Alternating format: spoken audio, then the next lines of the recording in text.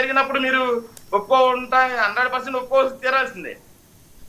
అలాగే మాట్లాడుతూ అందరినీ వ్యంగ్యంగా మాట్లాడుతున్నారు. అరుణ గారి గురించి కానీ వేరే గురించి. అరుణ గారి పదవి గురించో లేకపోతే అరుణ గారి పార్టీ గారి గురించో అరుణ గారు చూసుకుంటారు. ముందు మీ పార్టీ గురించి, మీ పార్టీ మనుగడ గురించి మీరందరూ కష్టపడాలి.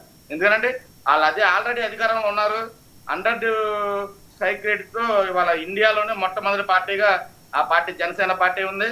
అలాగే వాళ్ళ అధ్యక్షుడు కూడా ఇవాళ 100 స్ట్రైక్ రేట్తో చాలా దూసుకుపోతున్నారు. ఇవాళ కూటమి ప్రభుత్వంలో ఉప ముఖ్యమంత్రిగా ఏ రోజున ఉప ముఖ్యమంత్రికి గవర్నమెంట్ ఆఫీసర్స్ లో కానీ అఫీషియల్స్ గా కానీ ఏ రోజున ఏ ఉప ముఖ్యమంత్రికి ఇవన్నీ స్థానాన్ని ఇవాళ చంద్రబాబు నాయుడు గారు కల్పించి ఆయనతో పాటుగా ఈయన ఫోటోని అన్ని ఆఫీసుల్లో పెట్టి అంత సముచిత స్థానం కల్పించారు జనసేన పార్టీకి.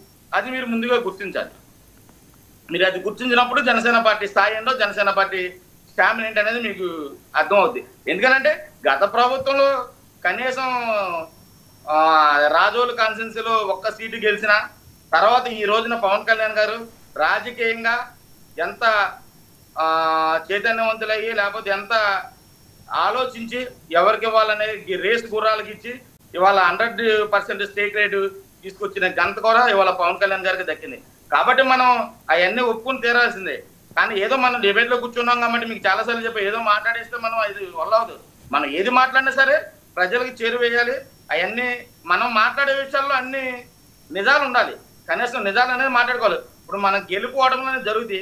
దాని ఎందుకు గెలిచాం ఎందుకు ఓడిపోయాం అనేది మనం ప్రజాస్వామ్యంలోకి వెళ్ళి దాన్ని సరిచూసుకోవాల్సిన బాధ్యత మనకుంది. అంతేగాని వాళ్ళ ఏదో వెనుక మాట్లాడేసి ఏదో చేసేయడం వలన దానికి ఉపయోగం లేదు. ఇంకో విషయం ఏంటంటే నేను చెప్పేది, గతంలో కూడా ఎలక్షన్స్ జరిగినాయి. ఏ పార్టీ అయినా సరే గెలిచినప్పుడు అందరం ఒప్పుకుని తీరవలసిందే. కాబట్టి మీరు ముందుగా ఏంటంటే ఈ ఓటమికి అంటే జగన్మోహన్ రెడ్డి గారు కానీ మీ అవినాష్ రెడ్డి గారు కానీ ఏవో ఛాలెంజ్లు చేశారు కాబట్టి ఆ ఛాలెంజ్ల గురించి కొంచెం మీరు కూడా విపులంగా వివరించి అలాగే భవిష్యత్తులో మీరు ఏం చేస్తారనేది చెప్తే అది బాగుంటుంది. కానీ ఆ కూటమి ప్రభుత్వం గురించి మీరు మాట్లాడటం దానివల్ల ఉపయోగం ఏమి లేదు. ఎందుకంటే ఆల్రెడీ విజయం సాధించింది. విజయం అనేది ఎప్పుడంటే అసలు గెలుపోవడం తీసి పక్కన పెడితే అసలు ఎలక్షన్ తర్వాత ఎలక్షన్ లో పెట్టడం అనేది నిర్ణయం. అది లక్ష్మణ్ ఏంటి వాట్ నెక్స్ట్ చెప్పమనండి. వాట్ నెక్స్ట్ వర్మ గారు వాట్ నెక్స్ట్ అని చెప్పే ముందు ఏదైతే ఇప్పుడు వీళ్ళు చెప్తా ఉన్నారో ఈ పులివెందుల ఎలక్షన్ లో జరిగినటువంటి జెడ్పీటీసీ ఏదైతే ఈ విజయం ఉందో అక్కడ ఉన్నటువంటి డిఐజీ గారు కోయా ప్రవీణ్ గారికి, డిఎస్పీ గారు మురళీ నాయక్ గారికి, అక్కడ ఆ జిల్లా కలెక్టర్ గారికి ఈ కూటమి ప్రభుత్వం అంకితం చేస్తుంది.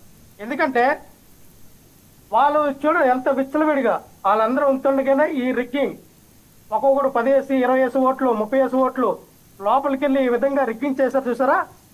దీనికి అన్ని రకాలుగా సహకరించారు చూసారా. ఒక జిల్లా మెజిస్ట్రేట్, ఒక జిల్లా ఎస్పీ, ఒక డిఎస్పీ, ఒక డిఐజీ అందరూ సహకరించి చూసారా. ఎలక్షన్ కమిషను, అక్కడ ఉన్నటువంటి ప్రిసైడింగ్ ఆఫీసరు, అక్కడ ఉన్నటువంటి పోలింగ్ బూత్ అధికారులు అందరూ కూడా సహకరించారు చూసారా. వాళ్ళందరికీ అంకితం చేయండి.